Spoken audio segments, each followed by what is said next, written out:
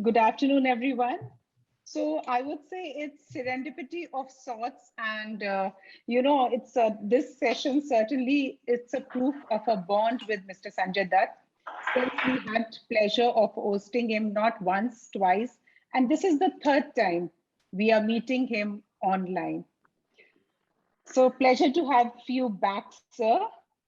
Thank you so much. Delighted. Same here, sir. Mr. Dutt has said, and I quote, "I live by the ideals of promoting and practicing excellence wherever I go. Also, I firmly believe in practicing good karma and staying positive," quote unquote. The same principle has been followed by our mentors, Mr. Vishnu Dhanuka and Mr. Sanjay Bhuvania. And that's how we have a 30-year-old organization, Millennium Mams, and more than 5,000 savvy women investors. Thank you, sirs, for creating such an outstanding organization. Thank you. A strong foundation is important for success in life, and the real estate industry is the best example of that.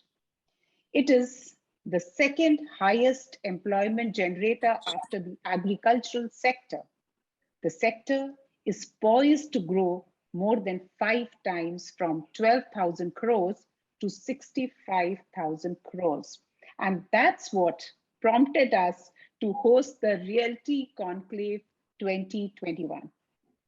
The challenging nature of real estate acts as an incentive for our guest of honor, because since anything less would not have given him the satisfaction that he derives from his work today. Am I right, sir? Absolutely. The strong leadership, core values, and the rich legacy of the Tatas led him to join the group. Please put your hands together for Mr. Sanjay Dutt, the MD and CEO of Tata Realty and Infrastructure Limited and Tata Housing Development Company Limited. He is inspired by Ratan Tata's quote, "Eat food like medicine," and that has helped him lead a healthy life. He stays positive on Mondays by ensuring Sundays are spent in leisurely activities along with his family. The postgraduate in marketing and HR from the International Management Institute, he has over 28 years of experience in the real estate development and consulting space. He is also actively involved in the management of the infrastructure projects. Sanjay spends 23 years with, he has spent 23 years with globally top 3 real estate consulting companies. And we've got the privilege of meeting him. This is the third time, when he was with Cushman and Wakefield, before that when he was with JLL. Thank you. So how fortunate we are. And also, he holds numerous prestigious positions as the chairman of South Asia RICS, joint chairman of the FICCI Real Estate Committee, and chairman APREA Asia Advocacy Committee, and more. So, my dear friends, where is the real estate industry headed, and how do we profit from it are some of the questions that I'm sure we'll find answers to in today's session. So, Mr. Dutt, over to you for the lovely presentation you have for us today. Thank you so much, Rashna. I'm extremely grateful. I wish my wife articulated my achievements in a manner that you did. I'm simply delighted.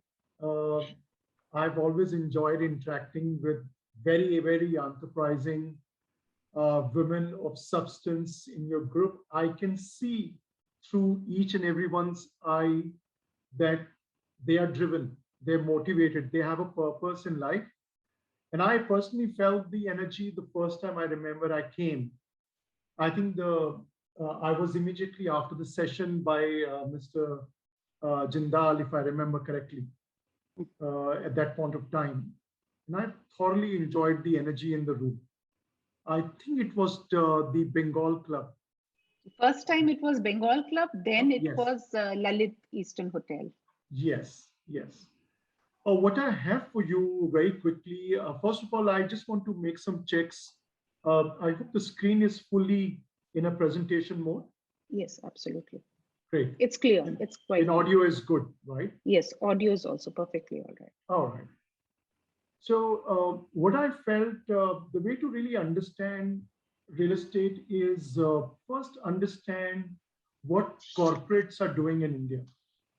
And and the reason why I choose that is because they are the job creators and they are the ones who drive the economy.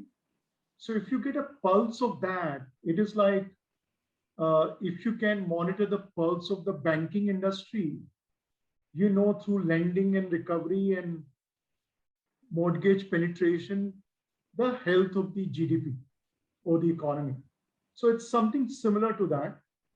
And last 2 years, a lot has happened in the real estate office space. And therefore, it's very important to understand, do corporates still want to work from home or do they actually want to return to office?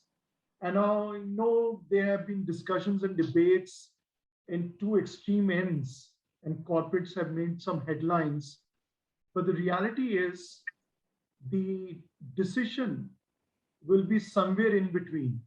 So the pandemic impact will be felt going forward. The organization will adapt. The development companies will, what I describe, repurpose real estate, and they will make their developments more suited for a very demanding, uh, occupiers in a fashion which is similar to what you expect when you go and check into a hotel. You want your linen to be absolutely crisp. You want your mini bar. You want iron. You want your tea kettle and coffee kettle on the left. Uh, you want water. You want everything neat and clean. It will soon migrate from a development business to a services sector business. And I'm making this a bold statement here. We are called a development company in office, but very soon we'll be a services company. And this is the reason why I think, let me just narrow it down here. So what you see on the top two boxes is just a quarter-wise performance. It's just a high-level indication, but I'll give you some statistics. In 2020, between Jan and December, 26 million square feet of office space was leased.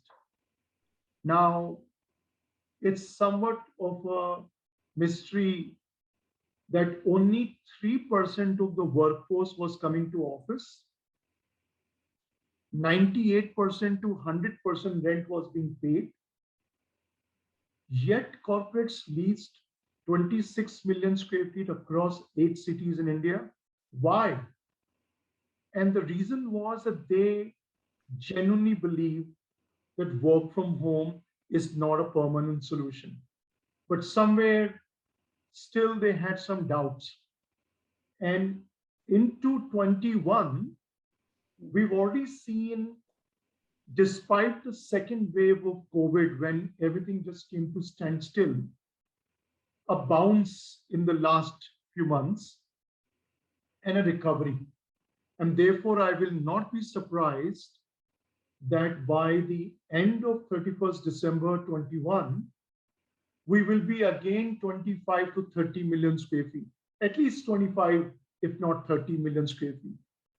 This time, with nearly 15 to 20% workforce working from office. Last year, it was only 3% or below. Now, what has happened on the right-hand side of the box, you will see some trends and outlook that we have observed in office market. So we spoke about leasing volume, which will be again 25 million, but there will also be rental recovery. Now, when I say rental recovery, for 2 years, rents were under pressure because tenants didn't want to lease at premiums and landlords were insecure. And therefore, they offered discounts and did not command a premium to their property. The opening up of the office is also staggered and work from home continues. Renewals and revisiting the footprints, repurposing the real estate is being carried out. Lot of flexibility is being envisaged. So corporates are making a decision, do I really need space and workstation for everybody in the office? Or should we just take space for people who need to be permanently in the office, but some can come and go? So it's called the hybrid workforce, or the concept is work from anywhere. And that's good news. Uh, my wife is really happy that I'm able to spend more time at home, although occasionally she thinks that I should not spend beyond a certain tolerable limit of time at home, which I get it. It's understandable. Also, the decision making is very slow, and there is going to be a kind of a period of uncertainty till we actually stop wearing the mask when we step out of our homes. The other interesting angle is, when I first met all of you, you wanted to understand whether it's the right time to invest in real estate. And, I remember talking about that there'll be REITs. They're finally here. So we have 3 REITs: Embassy, Mindspace, Brookfield. And there'll be more REITs. One would be from DLF, and one potentially could also be from Tata Realty Infrastructure in next 3 years' time. And the best part is the ownership out of 500 million square feet will actually be owned by these REITs and institutes. For now, we expect about 200 in next 12 months. On the left-hand side, it's just the absorption vis-a-vis previous quarter of leasing activity. Net absorption terminology basically means when you take space, it is the incremental space only. So, suppose a corporate owns 2 lakh square feet and they move to another property and they take 2,30,000 square feet. Because they have vacated 2 lakh square feet in the old property and they've taken 2,30,000, incremental being 30,000. So only 30,000 is counted under net absorption. So that's the point I want to make. So it's a very healthy figure, and you can clearly tell Bangalore, Hyderabad are leading an NCR market, which consists of Noida and Delhi, and Gurgaon is the third, and then followed by Pune and other markets. These are the high level, some repercussions that we have seen. The employer-employee dependence, the corporates very strongly feel responsible for the safety and well-being of the people. And that was quite visible because majority of us in the corporate world are being able to work from office without impacting productivity of the company significantly, although maximum output or productivity would still be from office. Work from home would be going forward a hybrid. We discussed it, and it will lead to efficiencies in the office space and also some spacing. Earlier, we were crowding too much in the office. Now there will be more space inside, and anyway, they will be reducing the office demand because some will work from home, some will work while on the job, outside in the field. A lot of technology and digitization and wellness has come into the play. Tata Realty Infrastructure was the second development company in the country where our buildings are now wellness certified, which means the quality of air that you breathe in, whether the building is designed for handicapped people, whether the building is designed for making the workforce fitter. Do we have gyms? Do we have other amenities which will make the workforce more well, healthy, and productive? So those kind of hygienes and sustainability, green buildings, all those things are being bundled up. And therefore, the future belongs to those who are focusing on these aspects. And then, of course, there are new trends. There is a data center demand, which is on the rise thanks to Government of India's policy that all your and my data should be on Indian servers. That has given a lot of birth. Also because of e-commerce companies are thriving right now. And that is giving boost to the real estate sector as well. So while many real estate companies are cutting down real estate, many are just growing and adding to the real estate. And that's what helping the office sector grow. This is the three REITs that I was talking about. Uh, Very handsome returns you get. You get close to almost, and some of you must be subscribed to it as well, close to 5% dividend that you get. So nearly 90% of the rental income that these office buildings generate, they get distributed to the investors. And there are majority institutional investors, but there are many investors like you and me. In fact, lately there have been a lot of reforms where we can own smaller units of the REIT instead of lots of 200s in the earlier regime. So very encouraging sector and story. There are many countries like Hong Kong where the REITs were not successful. So about 3 to 4 years ago, there was a doubt whether REITs will do well in India or not. Good news is they're doing well. And despite the work from home culture, yes, there are some vacancies in these REITs office buildings, but still it is delivering very good return. So instead of you buying an office premises and earning a rental income, consider these three options and in the times to come even more. Let me spend time on residential real estate. This is a very different story, and the impact of the pandemic has been extremely positive.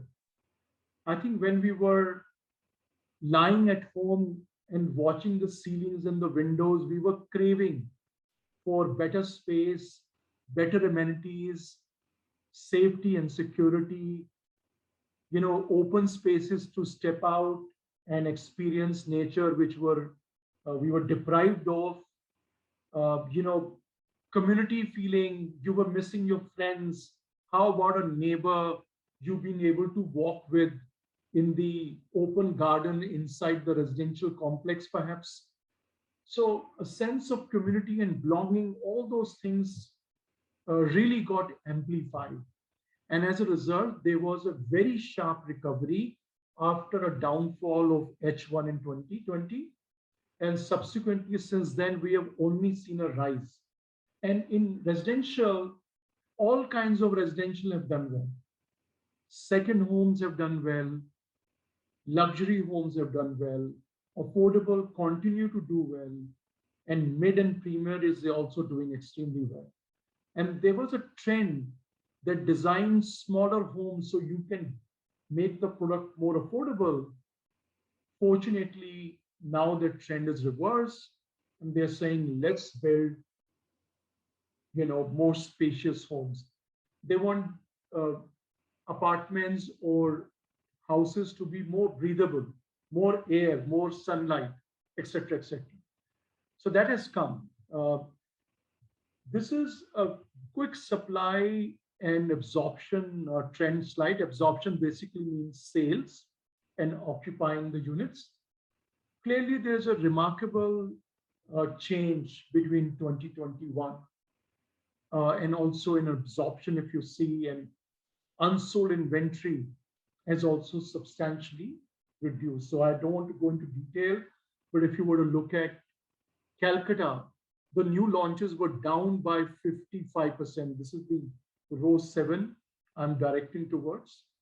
And the absorption was low, but uh, I don't know, my experience tells me we sold out all the apartments in Avenida in Rajaghat, and in Alipur, we just sold a, a kind of a duplex for over 14 and a half, 15 crore rupees, touching, nearly 19,000 rupees per square feet. So we've had a great success in that market, and they're still queuing up to buy.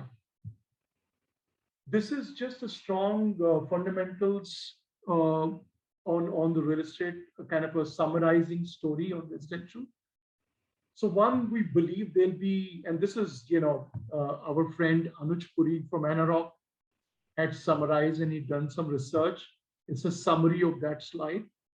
In short, you will see substantial private equity, substantial growth in the real estate sector, which will be on the back of thriving GDP economy, which was suffering prior to pandemic, but now is on an acceleration mode. And I tell you something which is very critical for real estate.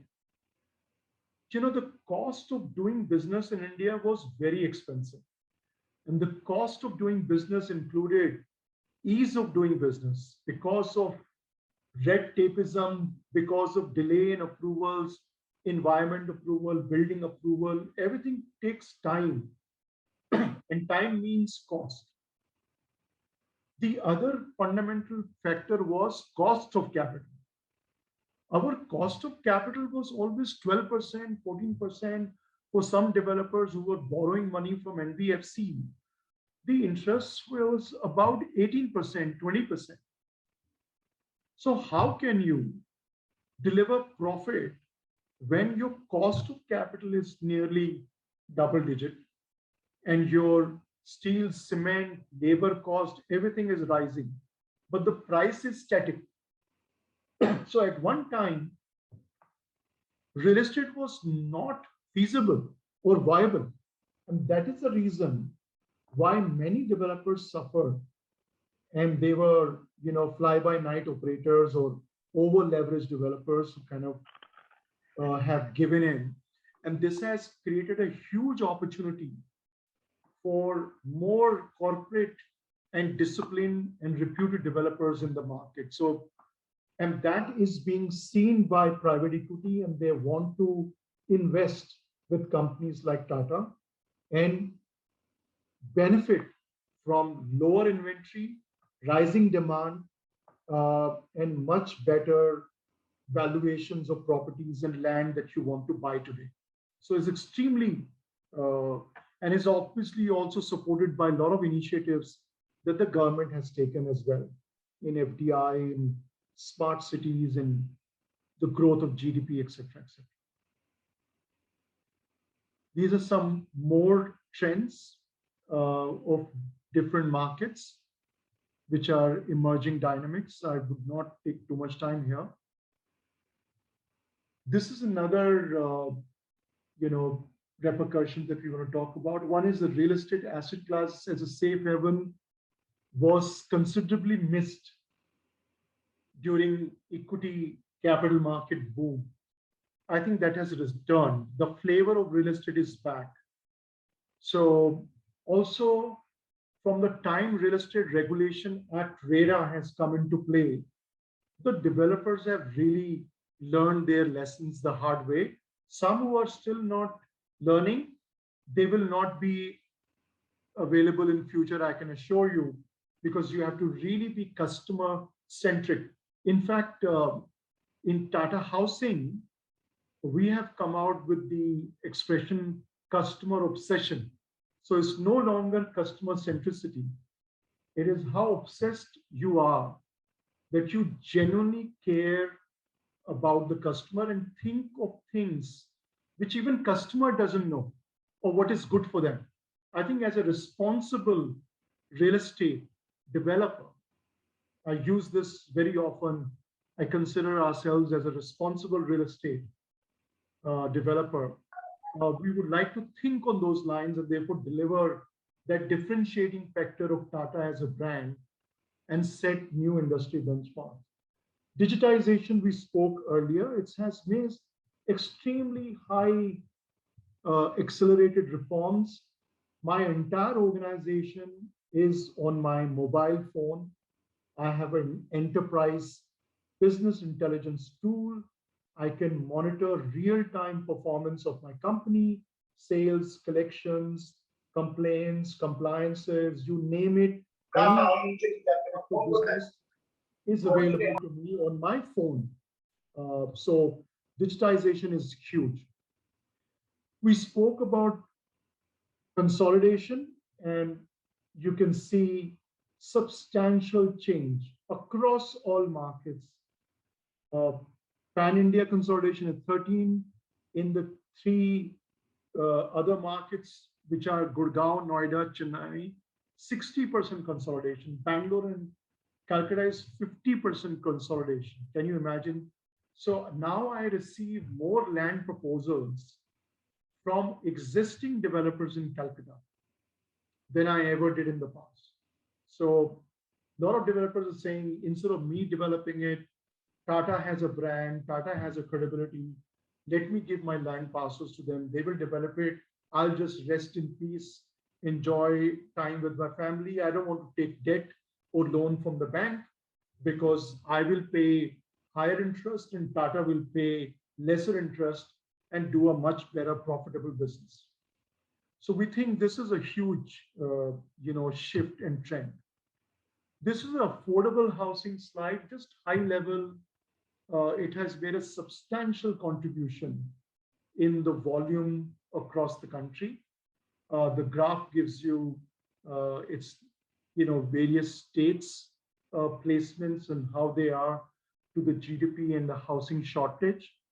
On the right-hand side, we've given a kind of a definition of a sort and its volume that has become a major contributor to the revenues of residential housing sector for the developers. And I would say it's difficult to articulate affordable, but I think we should be said it's really value driven, where the customers believe that they're getting value for the buck that they're spending.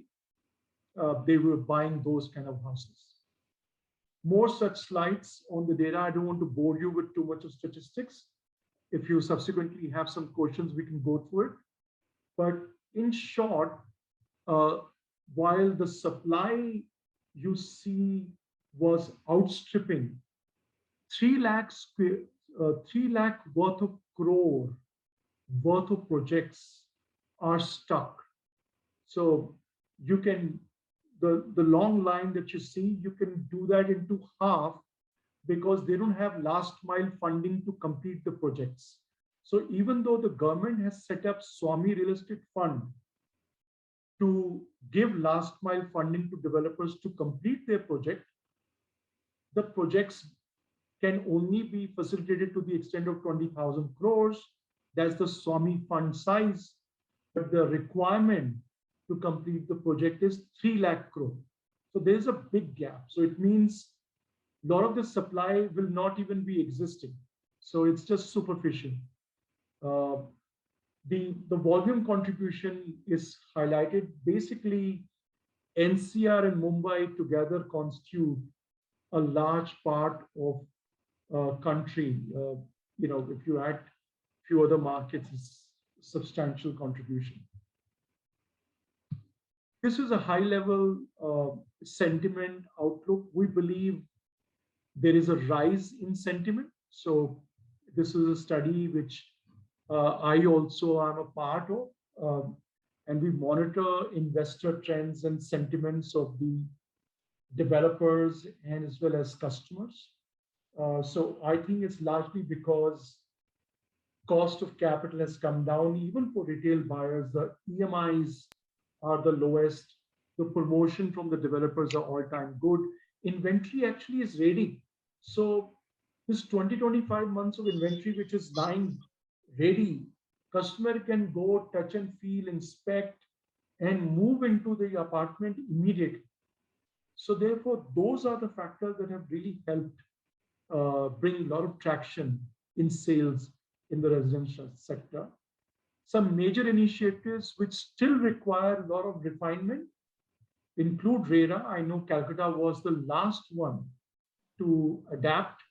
You had your own set of rules, but even now, Calcutta needs a lot of improvement in terms of understanding the customer needs. Yeah, finally, RERA is here. So. Yeah, finally, it's here. And I think there are a lot of tax-related issues, GST-related issues, which the government from time to time, with our representation and advocacy that we do, they're improving. I hope I'm doing all right on time.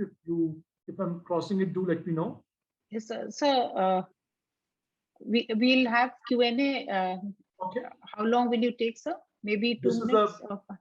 Now, since you said it, this is the last slide. Okay. So this is the last segment. It's a growing segment, logistics and warehousing. So as you know, after GST, a lot of thrust has been given. Also because of e-commerce company are also growing. So you need very large sheds, industrial places to store goods. So it's almost kind of revolutionary. And also for developers, they finally got another asset class to grow. They were just too focused on residential. So now there is an opportunity to also do industrial and warehousing. So I thought I'll just cover that quickly for you. Data centers I've already spoken. So yes, that's what it is. Thank you very much for your time. Thank you so much, sir. And thank you for sharing the current and future trends in real estate. And it was very encouraging to know that it's on an acceleration mode. The flavor, as you said, that the flavor of real estate is back. So, sir, now I would like to start the Q&A because my friends are eagerly waiting to interact with you. And I would like to invite Sushila for her question, the first question. Sir, good afternoon, sir. Very good afternoon. My name is Sanjay.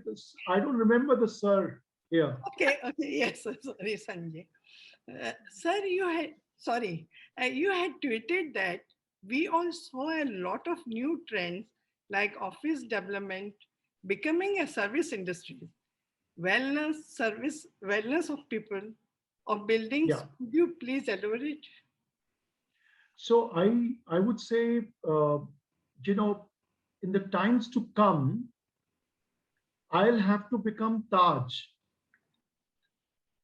I'm trying to articulate this in least words possible, where there'll be somebody greeting you at the reception, will help you carry your luggage, help you put it in the elevator and press the button for you. You'll be welcomed on the floor when you arrive in your office space. You'll be asked whether you needed tea or coffee. If you're a visitor in the building, there'll be a lobby lounge where you'll be seated and you'll be offered a service again, whether you will want water or nimbu pani or chai or kadak chai, or have you had breakfast in the morning?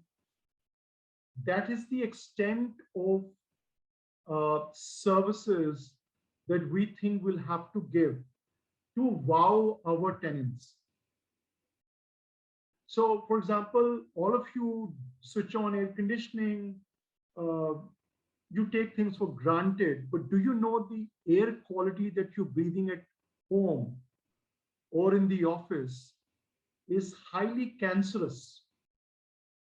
That is the extreme end that I'm taking. I don't want to, just send all of you in tailspin, but I want to tell you, if you do a study, you will realize that we need to do something about the wellness. So one is wellness of the people in the building. Second is wellness of the building. Is your building green? Are we recycling water? Are we do we have e-charging vehicle points because we want to encourage e-vehicles in our building. So imagine Government of India has come out with the e-policy, e-vehicle policy, but our buildings don't have a charging point, right? So people will be discouraged. Why shouldn't we encourage them? As more charging points are there on the road, you will have the confidence to think, my next vehicle should be a e-vehicle, right? Because now I can see enough charging points. So these fundamental shifts are helping. And the reason for this thought process is also out of 550 million square feet, 50% is now institution owned, which means companies like Tata, Blackstone, Brookfield, GIC, are owning the asset, and they are corporate responsible citizens. So they will make sure.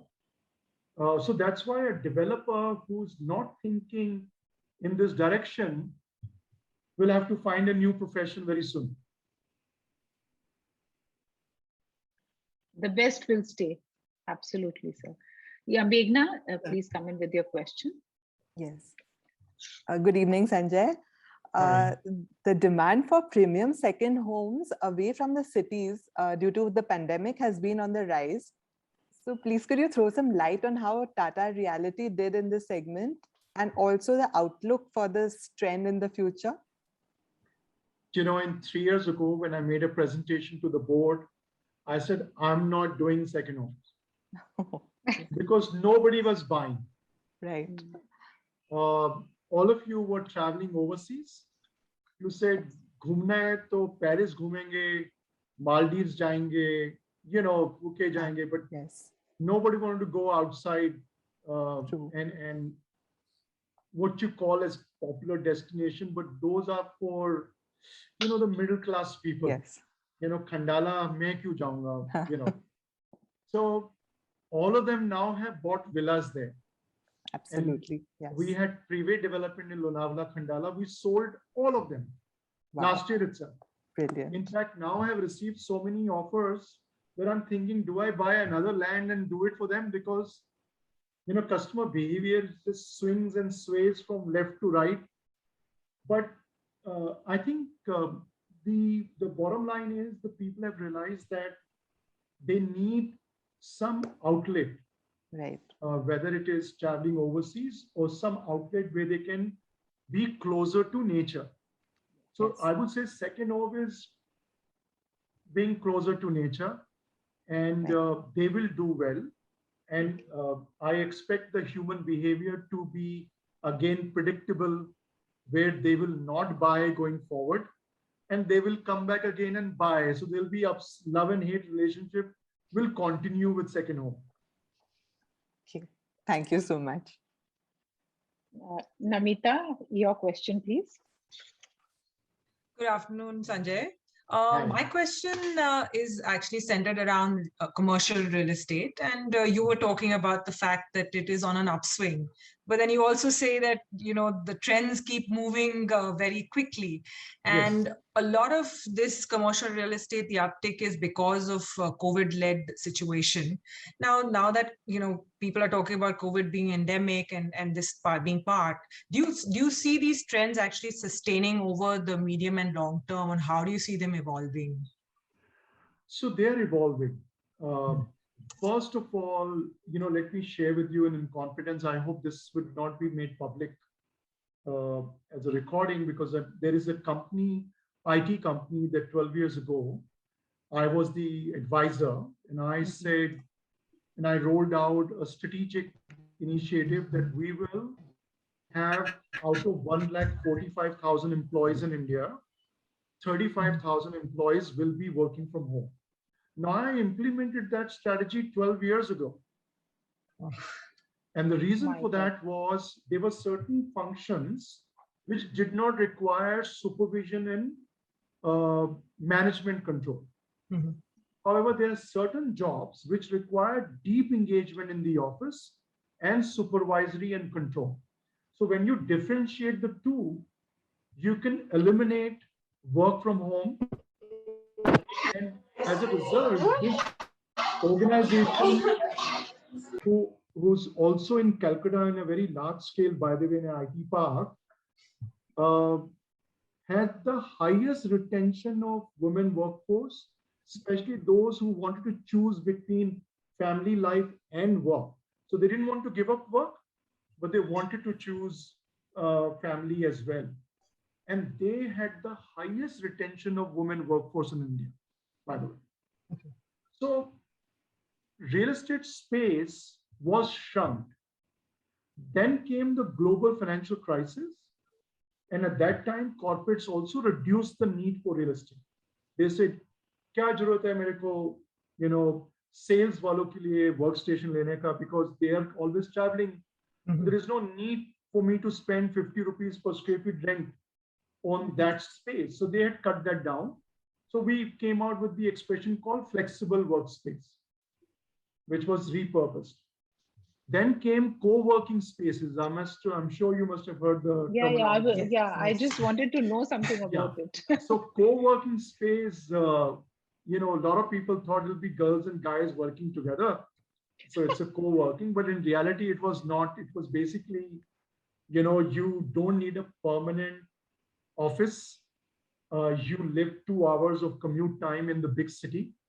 And if you want office-like infrastructure, you check into the nearest co-working space and you are connected, to the digital world through applications. So it is growing and it will stay.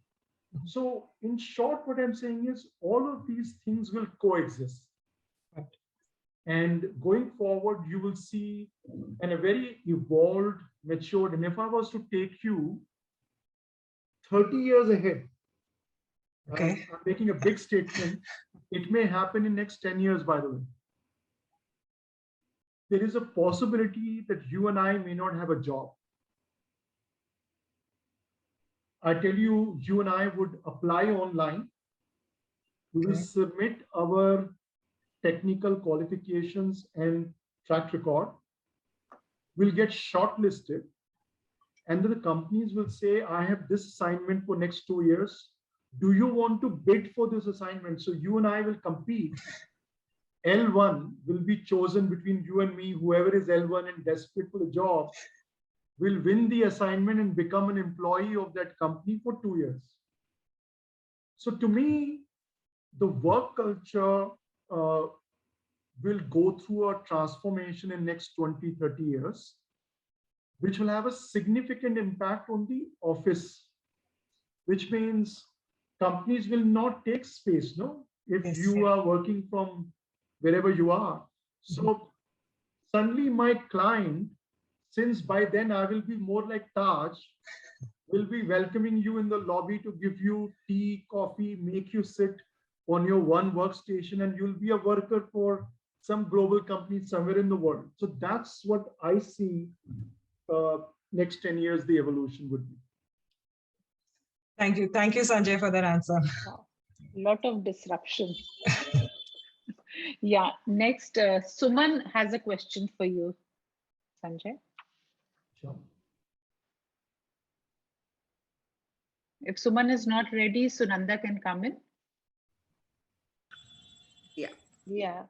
Hi, Sanjay, you touched on, consolidated land banks being available now when, like you said, in Calcutta, there are people offering you to develop property. How do you see the government's plan for asset monetization? How is it going to change the landscape of real estate in India? It will unlock value because value is stuck. Let's pick up, several hundreds of acres in near Rajaghat where a lot of people have land, but they're not developing it. Right. I, in fact, wanted to take an opinion from all of you, if that is also permitted. I want you to be my trusted advisors and help me understand which location is ideal for next Tata residential development. Yeah, I'm giving you a heads up. I'll first answer your questions and then I will come to this question where you should give me an answer. So we are already in Rajaghat. we are in Alipur.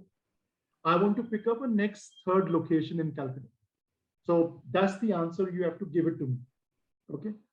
So coming back to you, because of consolidation that you saw and last mile funding shortage, uh, developers like us would like to seize the opportunity.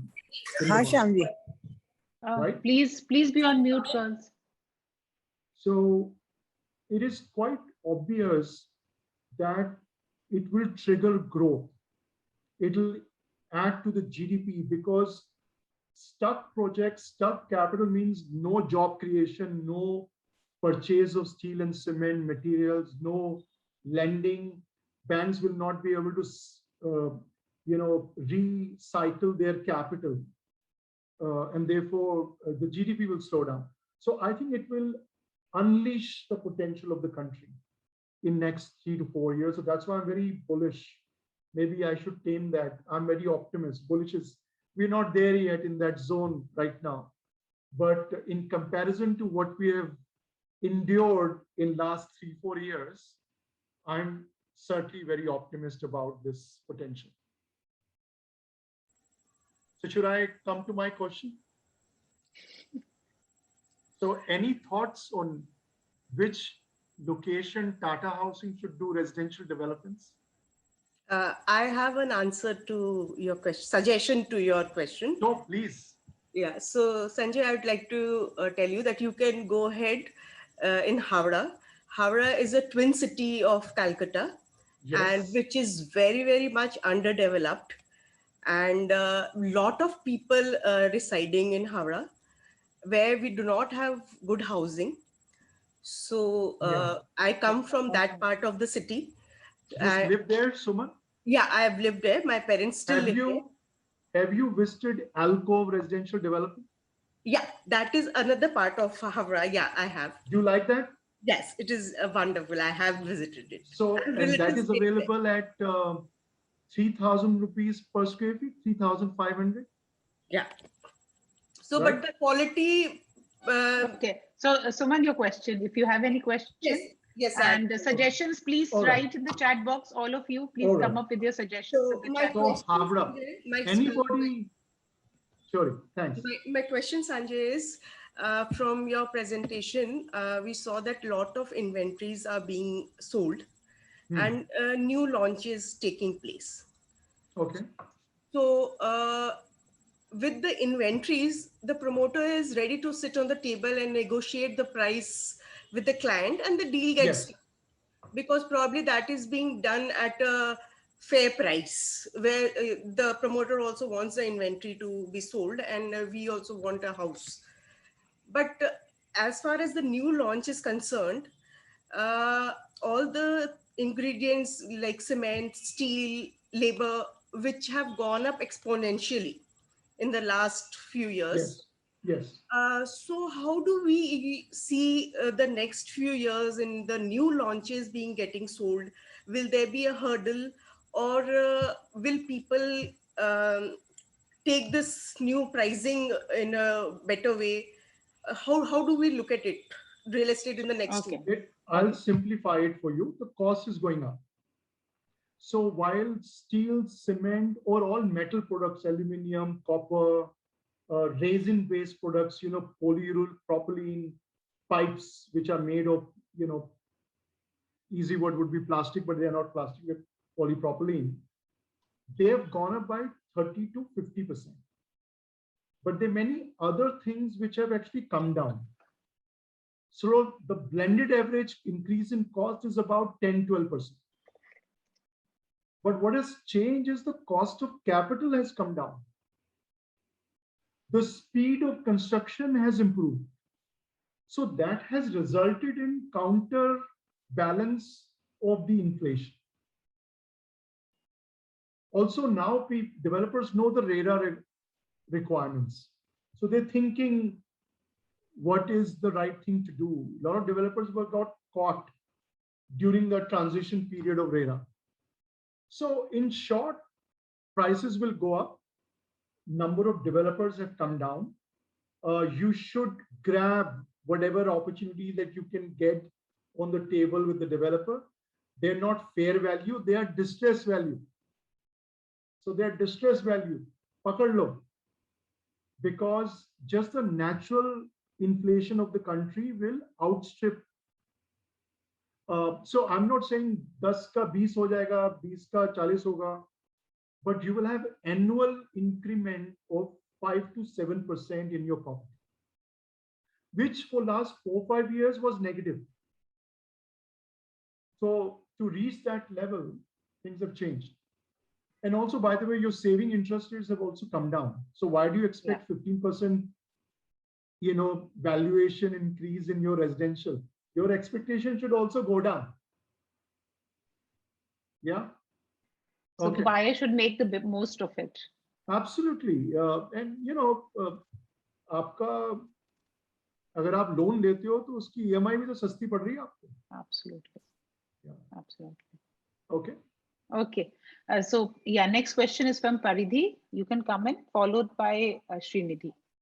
Yeah. Hi. Good afternoon, Sanjay. Good afternoon. So the real estate market, as we know, is back in action after a long dull period. However, on the flip side, the commodity prices are on a sharp rise. How are you planning to absorb it? Or are you planning to pass it forward to the end consumer? Overall, how will it affect your bottom line? I will certainly pass it on to the customer. After all, I'm not a CSR developer. Right. So, but the point I was making earlier to Suman was, while it has gone up, perhaps you may also know the minimum wages by the state governments have also gone up by 25-30% in last 2 years. So real estate mein mandi hai, but sab jagah tangi hai. So we have actually suffered, but we believe land valuations have come down. We believe cost of capital has come down. We believe the construction time has come down. So we are able to balance, and we will be able to make profits out of it. Of course, we'll make sure you pay for it.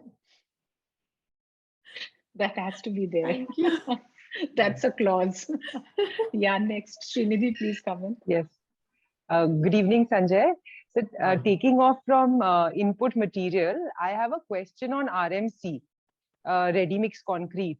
Internationally, we find that RMC is very widely used. But in India, there are very few companies which are also making it, and we don't find the usage so predominant. So what would be your view on this? Why is that happening in India? And what is the future outlook for RMC? Sure. No, it's a very relevant point from project point of view. The reason for that India had predominantly a fragmented market where you have a lot of small developers. So, you can pick up some Mr. Harsh Neotia in Calcutta as a large developer, and Merlin Group, and likewise few others, and they're all reputed developers. But the moment you go one line down, you struggle to recall names. You go down further, but they are in terms of their percentage contribution is huge, and they don't have scale and size. So when you don't have scale and size, they mix the cement and water on site and apply. Yes. However, because of consolidation, the bigger fish is becoming bigger, and we are moving towards ready mix. Forget about ready mix, precast. So now what I described, this is another word that I've coined, is called residentialization. So it's an industrialization of residential, which means you will have walls, ceilings, finished windows, toilet blocks, lifted and stacked inside. You will see buildings being delivered in less than 12 months in the times to come. So wow. If you want a home, let's say a villa, yes. Suppose, I know you may be living somewhere in Alipur or, with a 300 crore. You got it right. You got it right. Sanjay, she's from Alipur. I can see the surname also, and I immediately counted the net worth on the screen itself. So this you call this experience, by the way. So if you were to do that and you wanted a Balinese style 20,000 square feet villa with a swimming pool. Sure. It'll be delivered in 1 week to you. Wow. 1 week. So it'll be precasted. Of course, design and planning will take a couple of months. But when it comes to the site, it'll go up in 7 days. And we are talking about buildings. We actually, Tata Housing was the first one to do 3D precast. Well, precast, a lot of developers do. But we were talking about keeping units on top of units, not walls. So we have done that. They were not financially viable, but it's the future. And also because labor cost is headed north, and it is making sure that precast becomes cheaper, in short. Okay. And precast also means no leakage, no seepage, you know, all that putti lagana wall ke andar har monsoon se pehle wo sab khatam. Because precast gives you industrial finish. And how much do you think a role GST plays in this, in RMC not being so popular currently? Huge. Tax is a major, you know, factor. As you know, as it is, cement gets taxed 28%, which is outrageous. It's like, you know, imagine if the petrol had become 200 rupees a liter. So everything gets impacted. So the government wants affordable homes, but they've made 28% GST on cement. It's just ridiculous, which means they would expect us to make homes out of some other material. I mean, I don't know. So it is substantially high. I think once the government settles down with this annual tax collection, they will tanker and tweak these taxes eventually. And I think it's the question of direct and indirect, which we were suffering, but the GST things have become much better. Okay. Thank you for your insight. Thank you. Thank you, Sanjay. And Swati, she's coming with her question. Then, we'll take one more question. Sure. Good evening, Sanjay. My question. Good evening. Fractional investment in commercial real estate is a recent trend that has gained acceptance in the industry. The concept has already seen significant traction in the advanced markets like the US, Hong Kong, and Singapore. What is your opinion on this whole new investment asset class for Indian household and its impact on commercial real estate investments? I'm scared of it. And the reason I'm scared of it is because, you know, Indian government laws and regulation often follows 10 years later, which means 10 saal tak to tum risk le rahe ho, because it's not regulated. Second, the professionals who are managing this, they may be vulturous approach, which means like a vulture, they may seize the opportunity, make money and run away with your money. You know, it happened during chit fund revolution. There was a very popular company in Calcutta also who did. So it is that stage of evolution. It is very much possible. It is, after all, a group of investors. Co-ownership is the principle on the base of units that you buy and you share. So it's a smaller miniature version of REIT, if you ask me. But I would bet on my investment and advice on REITs more, where you are regulated by the government in a place which you are not regulated. You know, real estate, if you're dependent on law to protect your interest, you know what that can cause you. So many of you must have heard litigations in the family property disputes. और normally आपके बच्चे या grandchildren ही resolve करते हैं.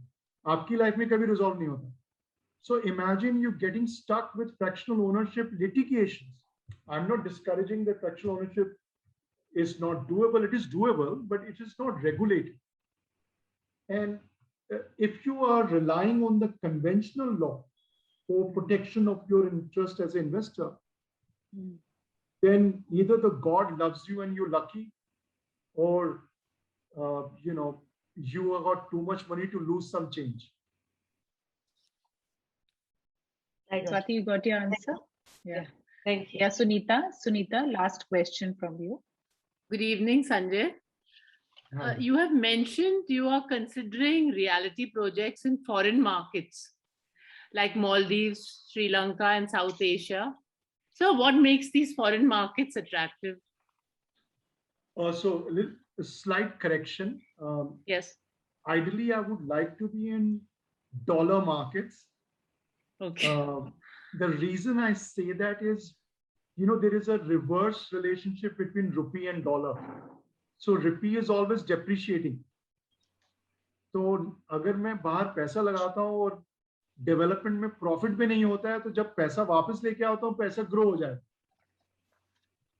Right? Because currency rupee has become, there is more rupee I will get when I encash my dollars in. Maldives and Sri Lanka were strategic markets for us 10 years ago, which was at that time we had a vision of scaling our Asia Pac operations. Now we don't feel so. Okay. Because India is such a large economy. Yes, sir. Maldives economy size is, by the way, $300 million only. So it is 300 million, not billion, 300 million. Yes, sir. Our one Alipur would be equivalent to that much.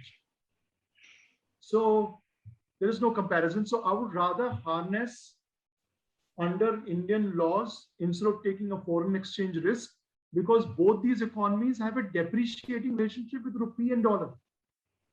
So मैं जब पैसा लेके जाता हूँ तो वो और कम हो जाता है. It's the reverse.